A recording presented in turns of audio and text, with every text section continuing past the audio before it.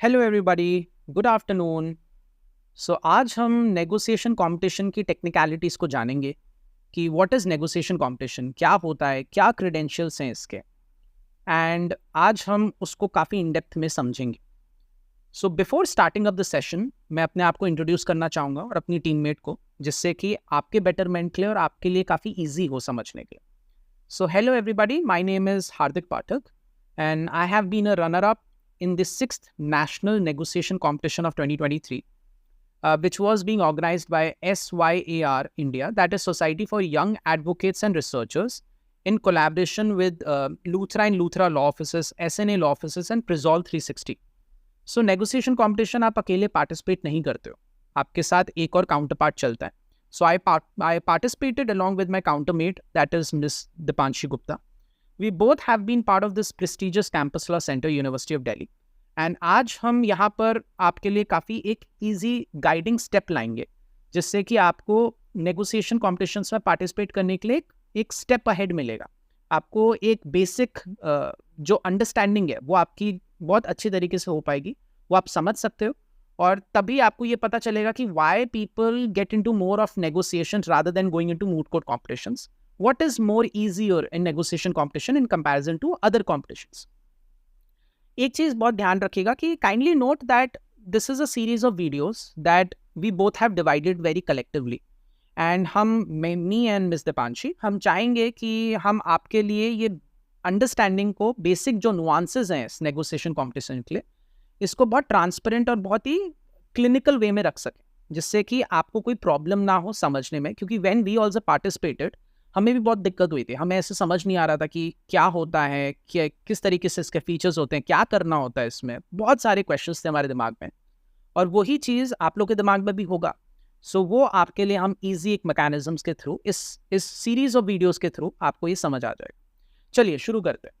So basically आपको ये जो डॉक्यूमेंट सामने दिख रहा होगा, this document consist of a first question that what is negotiation, और ये negotiation actual moot court competition और उसकी तैयारी से कैसे डिफरेंशिएट हो.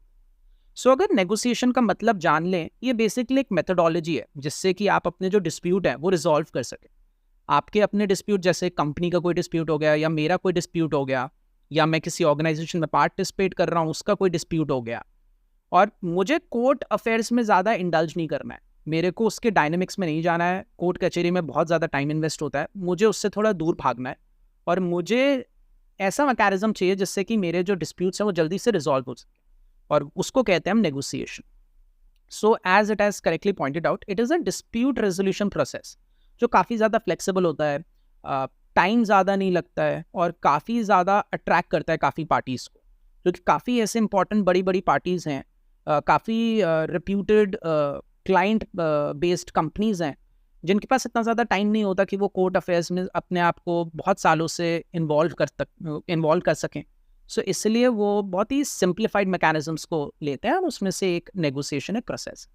So it is mostly focused on interest based approach. बहुत इंपॉर्टेंट है ये, ठीक है. एंड तभी इंटरेस्ट है आपका, तभी आप इस मैकेनिज्म में अपने आप को डालेंगे, और इसमें बहुत हाई पॉसिबिलिटी होती है कि सक्सेस मिल जाए. बहुत ही लिमिटेड टाइम पे होता है ये, ज़्यादा लंबा नहीं खिंचता. जैसे कोर्ट अफेयर्स काफ़ी सालों तक चलते हैं, ये बहुत ही कंपेरेटिवली काफ़ी दिनों में ही कंप्लीट हो जाता है.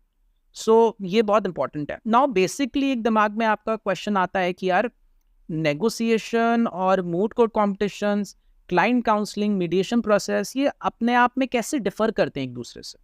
So basically, moot court competition, as it is visible in front of you, the screen, is basically it wants students to apply their theoretical legal knowledge, जिससे कि वो जो hypothetical cases हैं उसको resolve कर सके. जैसे उनको sections पता होने चाहिए, उनको ये समझ आना चाहिए कि यार इसके अंदर पूछा क्या गया है. और एक चीज़ बड़ा ध्यान दीजिएगा कि it remains constant at all levels. जो आपका hypothetical case है, वो case किसी भी डोमेन से रिवॉल्व कर सकता है. बेग योर पार्डन, कोई भी डोमेन से रिवॉल्व कर सकता है. जैसा हाइपोथेटिकल जो केस होता है, that might be related to crime, company law से हो सकता है, एविएशन लॉ से हो सकता है, आईपीआर से हो सकता है, स्पोर्ट्स लॉ हो सकता है. जो भी केस होगा आपका, वो स्टार्टिंग से लेकर, दैट इज प्री राउंड से लेकर फाइनल्स तक वही रिमेन हो रहा है. It will be constant, it won't get changed. ठीक है. नंबर 2, मूट कोर्ट कॉम्पिटिशन्स में काफ़ी रिसर्च चाहिए. ड्राफ्टिंग की एक स्किल होनी चाहिए, एक आर्ट होना चाहिए कि आप उस चीज़ को कितने कम पेजेस में किस तरीके से प्रेजेंट कर सकते हैं। और basically moot court competitions is like a replica of what you do in the present court affairs, ठीक है। एंड यहाँ पर एक इंपॉर्टेंट चीज़ है, जैसे मैंने लिखी यहाँ पर, moot court competition works with the team composition. इसमें 2 से 3 लोगों की टीम कॉम्पोजिशन होती है, जिसमें 2 स्पीकर्स होते हैं और एक रिसर्चर होता है। कभी कभार ऐसे कॉम्पिटिशन्स होते हैं जहाँ पर वो 2 लोगों को ही अलाउ कर देते हैं, जिसमें दोनों ही स्पीकर होते हैं, बस उसमें से जो एक स्पीकर होता है वो रिसर्चर भी हो जाता है। तो ऐसे एक इन मूड कॉम्पिटिशन फंक्शन करता है। Next we see client counselling. So basically it is basically involving the counselling of the client on legal matters, ठीक है। एंड जो काउंसिल होता है वो अपनी क्लाइंट को या दूसरी जो क्लाइंट है उनको सजेशंस प्रोवाइड करता है लीगल पार्लेंस में। So it does not involve team composition with many members. जैसे यहाँ पर हम देख सकते हैं कि मिनिमम ऑफ 2 to 3 मेंबर्स की जरूरत होती है। क्लाइंट काउंसलिंग में इतना नहीं होता, इसमें स्पेसिफिक रोल्स नहीं होते हैं, जो आपको दिया गया है वही सामने होता है। Next moving ahead is the mediation. So mediation में एक थर्ड पार्टी इन्वॉल्वमेंट होती है, जो दोनों पार्टीज कलेक्टिवली अपॉइंट करता है एंड वो मीडिएट करने का प्रयास करता है दोनों पार्टीज में, होलिस्टिकली समझता है दोनों के, पार्टी ए और पार्टी बी के बीच में जो भी डिस्प्यूट होते हैं उसको रिजॉल्व करने का प्रयास करता है। और उसके लिए भी एक टाइम लिमिट होता है, जो उस टाइम लिमिट में वो उसको कंप्लीट करना होता है। नाउ मूविंग अहेड, सबसे इंपॉर्टेंट क्वेश्चन है, how does negotiation competition function and what are its features. ये हमें भी प्रॉब्लम हुई थी समझने में, मेरे को, दीपांशी को, कि कॉम्पिटिशन के क्या फंक्शनैलिटीज होती हैं, कैसे डिफरेंट होता है, क्या करना होता है, इसमें बहुत ज़्यादा प्रॉब्लम हमने फेस की। So kindly note that the process, structure, rules, regulations of the competition that depends on the organisation which is conducting the competition, ठीक है। तो वो उनके ऊपर डिपेंड करता है वो कैसे रूल्स रखना चाहते हैं। बट मोर और लेस जो मैं आपको इस डॉक्यूमेंट के थ्रू बताऊंगा, ये जो 8 पॉइंटर्स हैं, ये बहुत कॉमन है।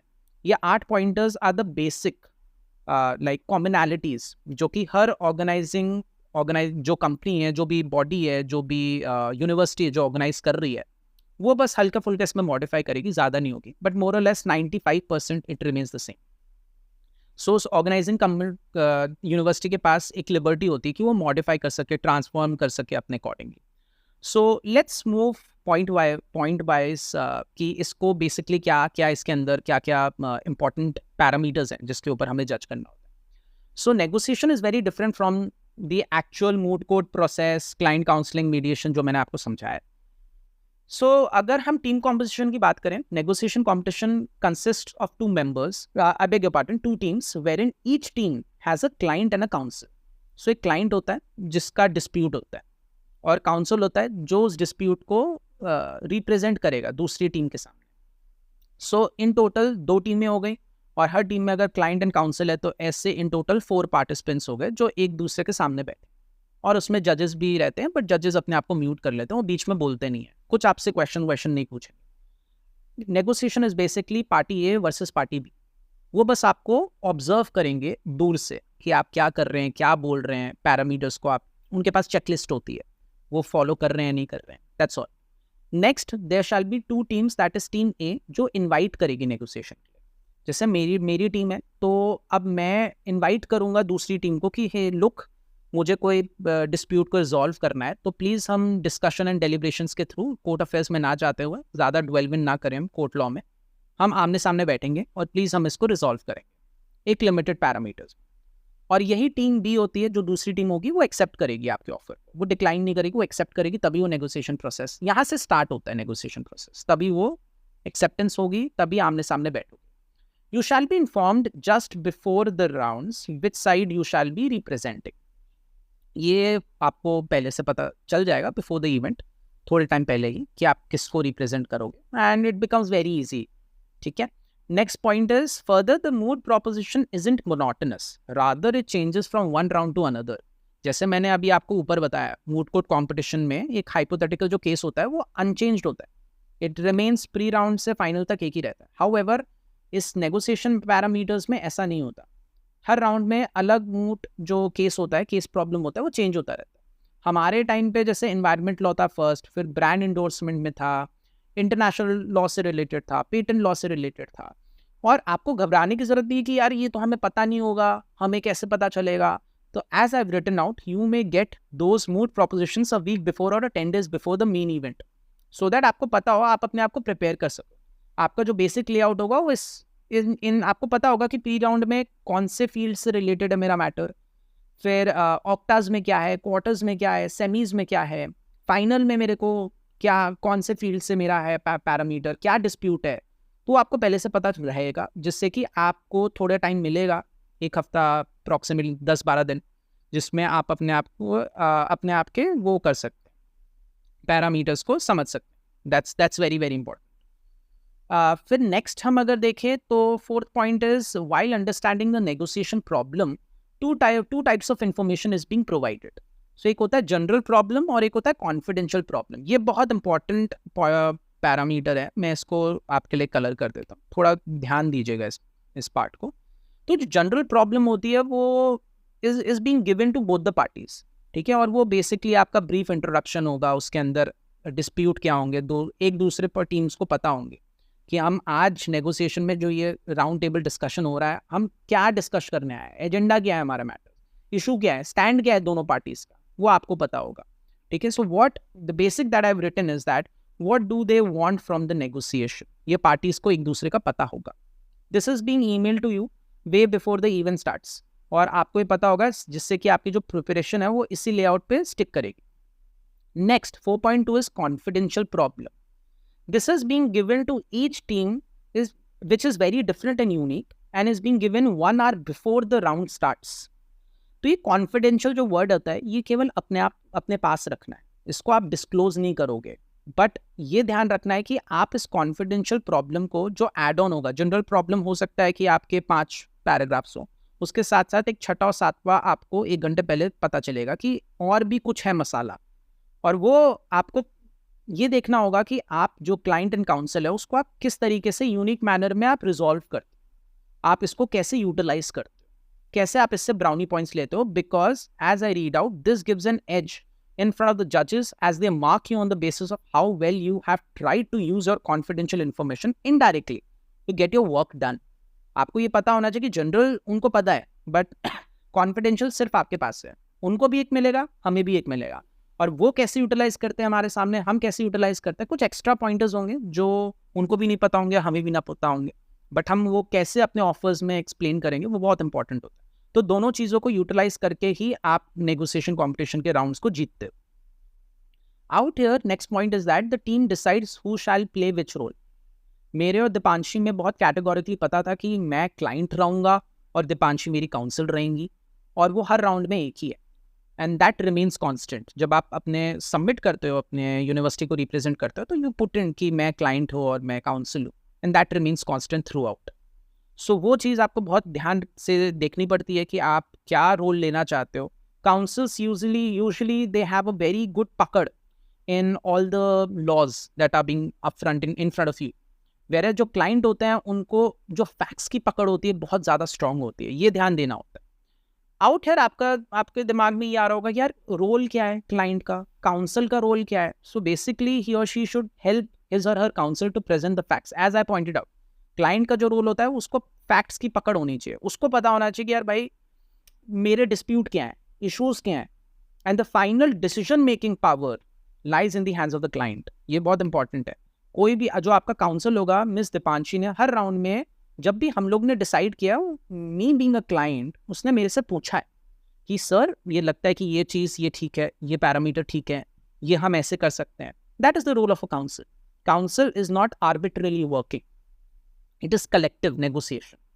सो आउट हियर काउंसिल का रोल ही ये होता है कि जो उनके लीगल फैक्ट्स होते हैं, इश्यूज होते हैं, एजेंडा ऑफर्स होते हैं, काउंटर ऑफर्स होते हैं, फाइनली जो कैलकुलेटेड डिसीजंस होते हैं, बहुत ही ट्रांसपेरेंट एंड क्लिनिकल मैनर में उनको रखना है, जिससे कि जो आउटकम होगा वो अपने क्लाइंट को बचाने का है, अपने क्लाइंट को जो मैटर है, जो डिस्प्यूट है, उसको रिजॉल्व करने का in the most bonafide manner, कोई छल कपट के साथ नहीं, बहुत ही ट्रांसपेरेंट मैनर में हम चीज़ें रखते हैं। तो ऐसा होता है कि यार 3 या 4 ऑफर्स हमने रखे उनके सामने कि look this is what I want, A point, B point, C point, D point. हो सकता है नेगोशिएशन 3 में हो, 1 में ना हो, बट वो 3 आपका ऐसा होना चाहिए कि चौथे की जरूरत ही ना पड़े। ऐसे भी ट्रिक्स होते हैं, जो कि ये सारे ट्रिक्स और कैसे हम लोग ने इसको कंडक्ट किया था, ये मिस दीपांशी गुप्ता अपने अपकमिंग वीडियोस में हम एक्सप्लेन करेंगी, एंड वो आपके लिए भी काफ़ी ईजी हो जाएगा। But this is what actually is. And finally last point is the time limit. So basically आपको पहले कम टाइम मिलता है फर्स्ट राउंड में, फिर वो टाइम बढ़ता जाता है। पहले 40 मिनट मिलेंगे, फिर हो सकता है 50 मिनट मिलेंगे, फिर 75 मिनट्स मिलेंगे, फिर 80 मिनट्स मिलेंगे, ऐसे बढ़ता जाएगा हर राउंड में। क्योंकि जो डिस्क्रिप्शन है वो भी इंक्रीज होगा। जो केस है वो हो सकता है आधे पेजेस का 5 पैराग्राफ का हो फर्स्ट राउंड में, हो सकता है वो इंक्रीज हो गया 8 पैराग्राफ का, फिर उसके बाद 12 पैराग्राफ का। तो ऐसे वो इंक्रीज करते रहते हैं, जिसमें लीगल पार्लेंस काफी इंक्रीज होता है फर्स्ट राउंड से लेकर फाइनल राउंड तक। क्योंकि वो देखना चाहते हैं कि देखो हमने एनवायरमेंट लॉ दे दिया बच्चे को, हमने कंपनी लॉ दे दिया, हमने क्राइम दे दिया, अगर हम IPR भी डाल दें तो बच्चा टैकल कर सकता है। That is how. So basically it is a very fulfilling condition. And out here how is basically, जब हमें ये टाइम मिलता है तो हमें मिला था 40 मिनट्स एंड 10 मिनट्स ऑफ जजेस फीडबैक, जहाँ पर वो हमें बताते कि हमने कैसे फंक्शन किया, क्या लूप होल्स हैं, क्या अच्छा किया, क्या बुरा किया, जिससे हम उसको चेंज कर सकें। और वो उसके बाद कलेक्टिवली 2 या 3 जजेस होते हैं, वो कलेक्टिवली अपने में डिसाइड करेंगे, और वो फिर वो आपको होल्ड पे रखेंगे और फिर आपको बोल देंगे कि you may join the meet, क्योंकि हमारा ऑनलाइन था। सो ऐसा भी हो सकता है कि आपका ऑफलाइन हो तो वो ऐसा बोल देंगे 1 मिनट हमें वक्त दीजिए, फिर वो डिसाइड करेंगे और फिर आपको बता देंगे कि जजमेंट क्या है। And in the final round we got 90 minutes and 20 minutes of feedback. So ऐसे ही टाइम लिमिट होता है। So these are the parameters and these are the functionalities. Next upcoming video में हम इसका स्ट्रक्चर जानेंगे कि कैसे हमें पुट फॉरवर्ड करना है, कैसे हमें क्या क्या, फर्स्ट पॉइंट क्या होता है, सेकंड क्या होता है, थर्ड हमें क्या प्रेजेंट करना है, बॉडी है, कंक्लूजन है, ऑफर है, क्या क्या है उसके अंदर। तो उन स्ट्रक्चर्स को हम अपकमिंग वीडियो में जानेंगे। Till then just take care of yourself and I hope this makes it very clear. उसके बाद Miss Deepanshi Gupta will take over ahead, and till then take care of yourself. Thank you.